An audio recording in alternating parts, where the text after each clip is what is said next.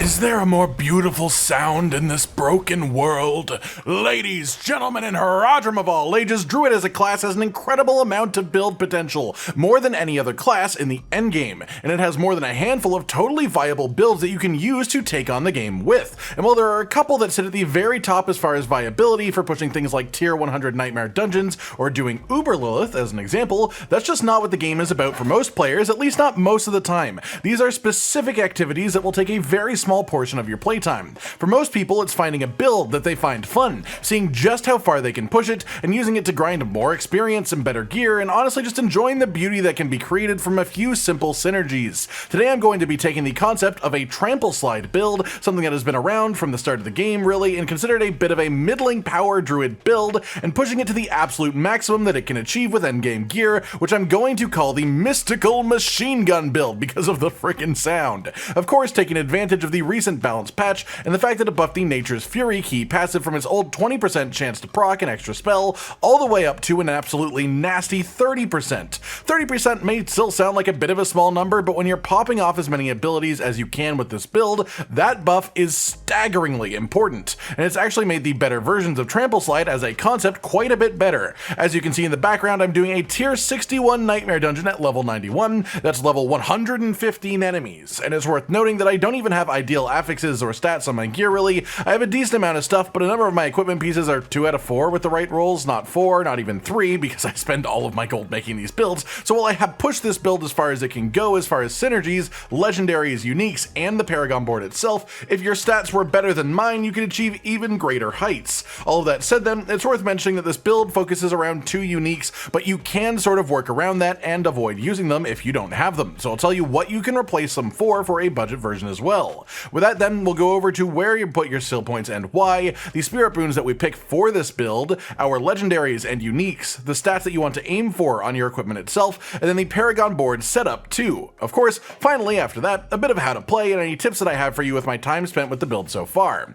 Without further ado, let's dive on into the skill tree, and first up you'll want to take 2 basic skills. That's because we are using the Greatstaff of the Crone unique. This both makes Claw count as a storm skill, which is important, but also casts Storm Strike whenever you use Claw at up to 150% effectiveness depending on your roll. So of course in here we're going to be taking Claw, then also Enhanced Claw, and we're also taking Wild Claw, which gives you a 15% chance to attack twice when you use this skill. It's worth noting that this was buffed in the recent patch. It was actually 10% before, so that is a really notable bump, and of course Claw as a whole was actually buffed as far as damage goes too. When this procs, it counts as 2 casts of Claw, which triggers Nature's Fury more often. After that, we also of course take Storm Strike, its enhancement, and then also Fierce Storm Strike up here. The beauty of this is that it all counts for when you cast Claw, so this also makes our Claw give us a 25% damage reduction for 3 seconds after hitting an enemy, have a 15% immobilize chance, and 50% vulnerable application chance on up to 4 enemies. The one thing that I need to stop here to mention though is for whatever reason, the Storm Strike that happens when you cast Claw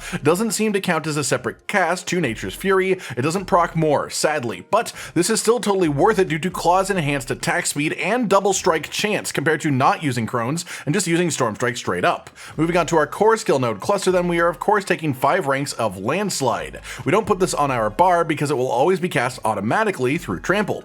We take Enhanced Landslide, which gives it occasional guaranteed demobilize, and then Primal Landslide to activate the Terramote system. This makes it so anytime that you stun or immobilize an enemy, you gain a Terramote, which then causes subsequent landslides to consume this for a guaranteed critical strike with a 40% increase to the crit damage as well, which is a multiplier, not additive. Then we take 1 point in Heart of the Wild for 3 bonus maximum spirit, but this is just a gateway to get 3 ranks of Wild Impulses. This increases the spirit cost of core skills by 9%, but increases the damage of core skills by 15%. I also have 3 ranks of this from my amulet, and this is especially good because we don't manually cast Landslide ever, so in reality it actually has 0 spirit cost, but gains a ton of damage from this passive existing. Then we grab 1 rank of Primal Instinct for 2% critical strike chance increase on close enemies, which isn't bad at all, but again this is mostly just a gateway to get 3 ranks of Digitigrade Gate, which, while sounding like the newest Digimon series, is actually just a 9% boost to movement speed while in werewolf form and for 3 seconds after exiting it. After this we move to the defensive skill node cluster, which is where things will get even more fun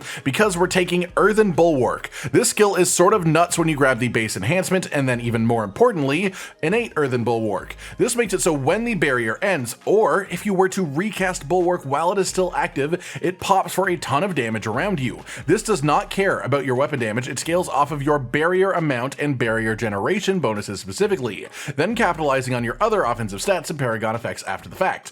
Essentially, this creates an extra damage bucket separate from the normal one specifically for this skill. I've got a build completely based around using this skill and pushing it super hard that should already be up on the channel if you're interested in that concept too. Basically, this is a super strong defensive skill with a deceptively powerful offensive component as well. Not to mention you have the unstoppable buff while it's active, which makes you immune to CC effects, which are honestly the easiest way to die in the game in general, and then after that, we're going to be taking Debilitating Roar. This is the strongest pure defensive skill that Druid has, arguably the best defensive skill in the game. It reduces the damage that nearby enemies do by a ridiculous 70% for 4 seconds. It's worth noting that this is independent of your own personal damage reduction stats. You can overcap on damage reduction if you reach too much, but if you hit that cap and then use Debilitating Roar, it still reduces the incoming damage even further because this is a debuff to your enemies, not a buff to yourself. We also grab Enhanced Debilitating Roar, which makes it give you 22% life as Fortify, and Preserving Debilitating Roar, which has this heal you for 4% of your maximum life per second while the skill is active. Past this, we take a couple of passives in this cluster, 1 rank of Ancestral Fortitude for 5% non-physical damage reduction, and then also 3 ranks of Vigilance for 15% damage reduction in general for 6 seconds after casting one of your defensive abilities.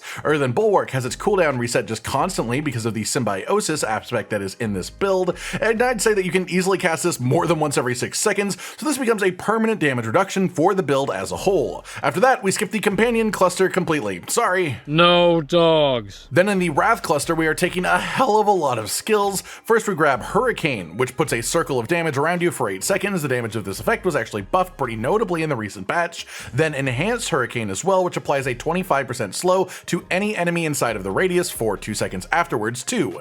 And then Savage Hurricane, which lowers the damage of an enemy in the radius by 20%. Again, this is counted separately from players' damage reduction themselves, so it stacks really nicely, and like Debilitating Roar, it's actually great for group content too.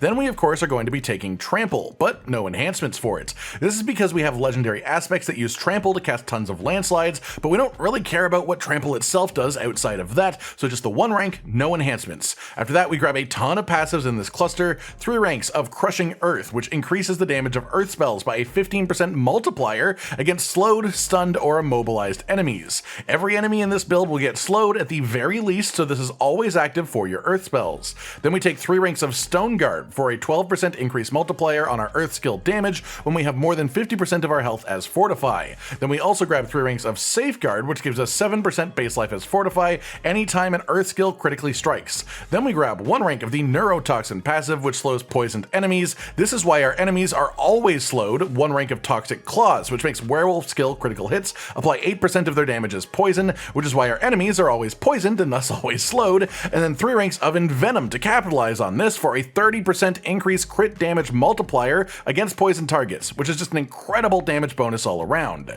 Then we move on to the ultimate node cluster, and here we're going to be taking Petrify as our ultimate skill, and as well as its first enhancement. The second one though gives us Spirit. We don't spend Spirit at all, so we don't take this, it's just a waste of a point. With the first enhancement though, this ability as a whole will stun all enemies in a pretty large radius around you for 4 seconds, and give you 30% increase multiplier to your crit damage against the stunned enemies. Against bosses, this obviously doesn't instantly stun them, it doesn't work that way, but instead its duration is increased to 7 seconds, and it increases your crit damage by a 50% multiplier instead of 30, which again is that's fantastic. Then we take a few passives in this cluster as well, 1 rank of Defiance for 4% increased nature magic damage against elites, 1 rank of Natural Disaster, which makes earth skills deal 4% more damage to vulnerable enemies, and storm skills deal 4% more damage to stunned, immobilized, or knocked back enemies. Then 3 ranks of Resonance. This is a 6% increased damage multiplier for both storm and earth skills, but this bonus is tripled if it is a storm skill used after an earth skill or vice versa.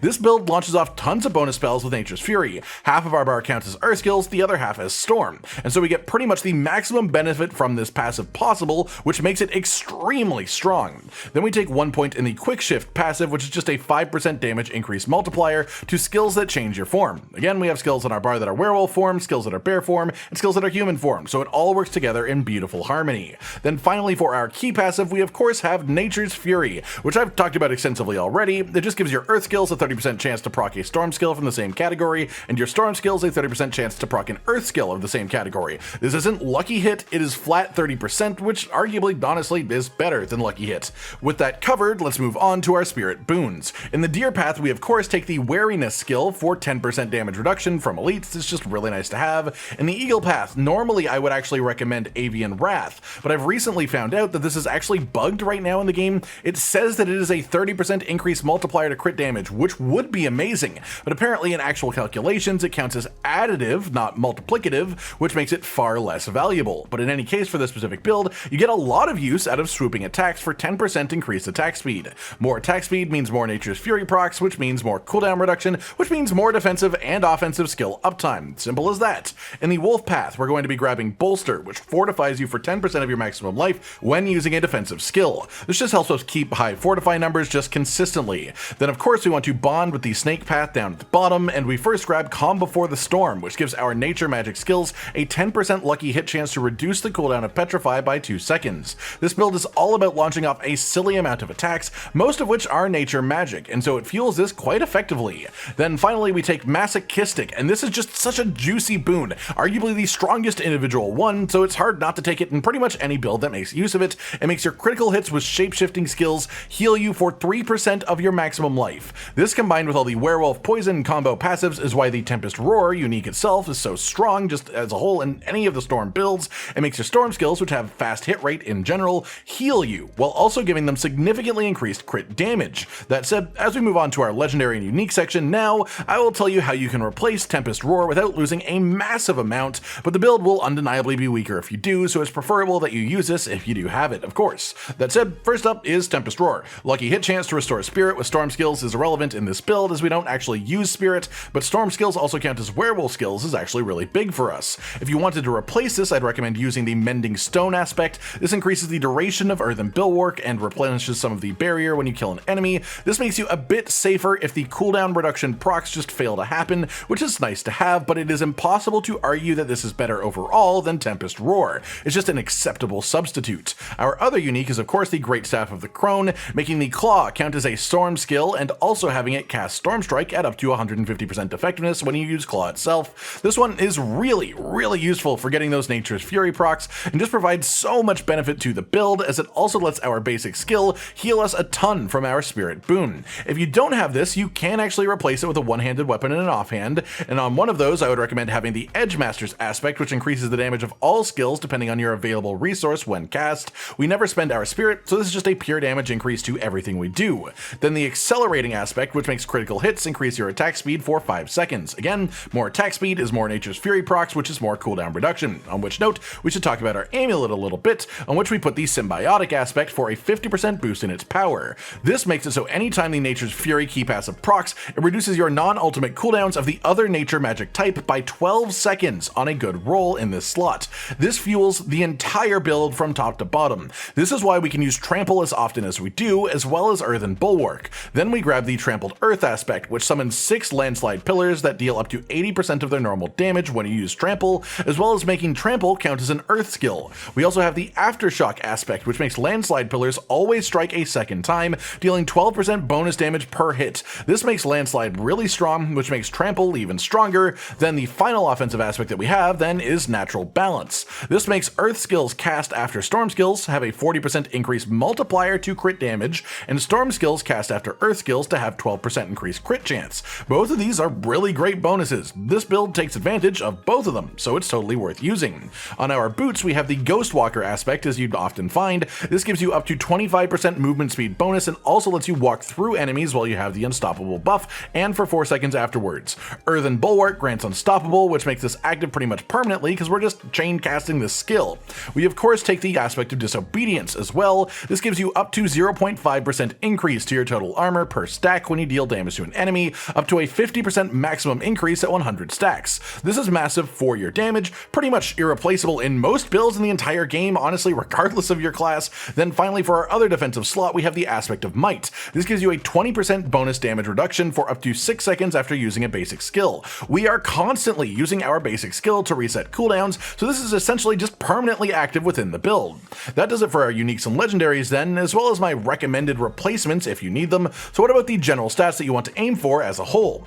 Ranks to Landslide on your gloves if you can get them aren't bad, but they also aren't required for this as our actual damage is split between a number of abilities. But what you do want is loads of crit chance wherever you can get it. You want attack speed wherever you can get it, as this directly increases our Nature's Fury proc rate and cooldown reductions as a result. On which note, the cooldown reduction stat itself is very good. You want loads of crit damage and vulnerable damage, of course, and then defensively you want bonus maximum life, bonus percent armor or percent armor in werewolf form as well. This build does switch forms. Your most consistent one will be werewolf because of the basic skills, and then damage reduction while fortified is also fantastic as it rolls really high and you will always be fortified in proper combat within this build. With that done, let's have a nice deep dive into our Paragon board. On the starting board, you want to creep up the right side, grabbing the bonus damage rare node on the way to get to the glyph socket. Inside of here, you want to put the exploit glyph. This gives you bonus vulnerable damage and has the secondary effect of giving you guaranteed vulnerable on enemies for 3 seconds the first time that you hit them on a 20-second internal cooldown. Grab all of the dexterity in the area to fuel the glyph itself, as well as both rare nodes that are nearby, then head up the left side of the board to get to the board attachment gate. On this, you want to stick the Heightened Malice board, with the glyph socket specifically in the bottom left corner. We'll be doing some funky stuff with this, but it's quite strong this way around. Take the leftmost path to get to the glyph socket as quickly as possible, and here you want to slot in the Fang and Claw glyph. This boosts the power of all magic nodes in the radius. Mine isn't level 15 yet, so the radius is smaller than it should be. If yours is level 15, then you can just wrap around grabbing all the rare and magic nodes like this to get to the board attachment gate on the left, but if it's not level 15, then you have to pick up a couple extra willpower nodes just to make sure you activate the secondary effect, which is a 12% increase multiplier to all damage done to close enemies in either wolf or bear form. All of our actual damage comes from wolf or bear moves anyways, or at least while we're in those forms, so that's actually really good. After that, you want to attach the Survival Instincts board on the left over here, and you want to rotate this so that the legendary node is on the right side. Take the upper path here, going through the rare node at the top, which gives you damage reduction while fortified and fortified generation, both fantastic, then wrap down like this to get to the legendary node itself. This gives you up to a 50% multiplier increased damage while in bear form, depending on the difference between your percentage of life and the target's percentage of life. This means if your enemy is below 50% health while you are at maximum health, you deal loads more damage. This is important too because Trample puts you in bear form and launches off a barrage of landslides, which should all hit while you're still in bear form before changing back to wolf form for your basic attacks. Then we want to go back to the upper path and wrap down to get to the glyph socket itself, in which you want to put the Shapeshifter glyph. This boosts all nearby rare nodes and also gives you every skill that shapeshifts a 20% crit chance independent of your crit chance stat itself. This works for a lot of our skills, so it just makes sense to have, really.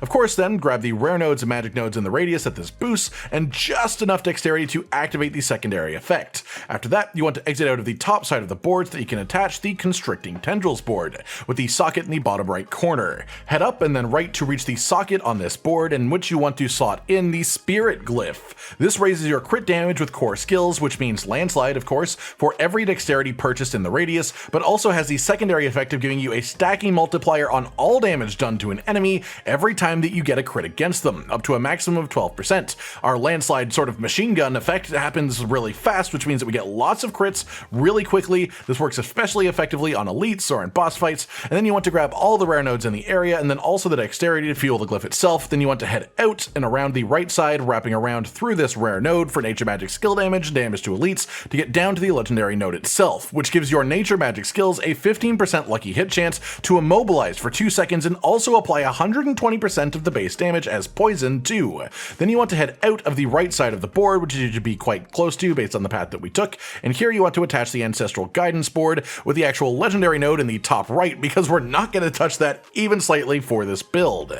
So head immediately down and grab the rare node over here just to get your path to get to the glyph socket itself, in which you want to put the Earth and Sky glyph. This boosts all magic nodes within range, as well as having the secondary effect of a 10% increase multiplier to nature magic skills against vulnerable enemies. Grab the other rare node on the way down to actually reattach to the Heightened Malice board like this, and then track over to the legendary power that we ignored earlier. What this does is give you a 45% increase multiplier to your damage done as a whole while there are 3 or more poisoned enemies near you. All enemies get poisoned with this build. That's just the way we've made it, so this is constantly active if there are 3 or more enemies near you. That is the end of my personal Paragon points, but to finish it off, when you hit level 100, you actually want to go back to the Survival Instincts board over here, then down from the glyph socket like this to the board attachment gate, and then you can attach the Earthen Devastation board. You want to do this so that the glyph socket is in the top left, as that is our final goal for our remaining Paragon points. So get to the glyph socket as quickly as you can, and in here you want to put in the Werebear glyph. Most of your damage comes in bear form. This increases your damage in bear form for every 5 willpower purchased in the radius, as well as the secondary bonus of 10% reduced damage while in bear form. Then with your final points, you want to grab the nearby rare nodes and magic nodes as well, and then any more willpower in the radius to actually fuel the glyph. Job done. 6 Paragon boards, 6 glyphs, an absolute ton of power. That's everything as far as how you set the build up then, so how do you actually play it? Quite simply, use Earthen Bulwark before engaging a group of enemies. Trample to run in and trigger the machine gun of Landslide over the whole group. Activate Hurricane just to have it up and whirring, then use basic attacks until your cooldowns get reset. Earthen Bulwark uptime is the highest priority if you're doing higher level content and you need more defense. Trample is your highest priority for offense for pure damage. Use Debilitating Roar if you are in danger, such as if you're approaching a big pack of elites, and then use Petrify either on massive groups of enemies, or on elites, or on bosses for its highest potential. There's nothing really past that, everything just comes from the natural synergies of the build. I would say pay attention to how you cast Trample. It goes to wherever your cursor is if you're on PC, so you can keep your cursor close to the character so you don't knock enemies back too far, or if you want to reposition, you can make it travel much further. As well, when combating big enemies like elites, you generally want to try not to hit them with the trample charge itself unless they're against a wall, because otherwise you'll just put them outside of the landslides that follow the trample. That's it then, everyone, a full breakdown of my mystical machine gun trample slide build. I've been wanting to show you this all for a while, but the patch finally gave me a proper excuse with all of the various buffs that this thing received. So I hope you've all enjoyed it, and I hope you like using it if you give it a go for yourself. Let me know what other druid builds you'd like to see in the future. I know people have been asking for a more poison-focused shred build on a werewolf, so that will probably be in the works quite soon. Like if you liked the video, subscribe, hit the notification bell for more, and most importantly, ladies and gentlemen, until next time, stay sweet. Josh, Cotton, and Hollow with the videos, dropping the humor like a hammer on your tippy toes, bringing entertainment on a daily arrangement to take our insanity and turn it into entertainment. Yes, I said entertainment twice, to reiterate that it is nice to look into your faces on a mostly daily basis when you let us in your homes to make the whole world a stage. Goodbye.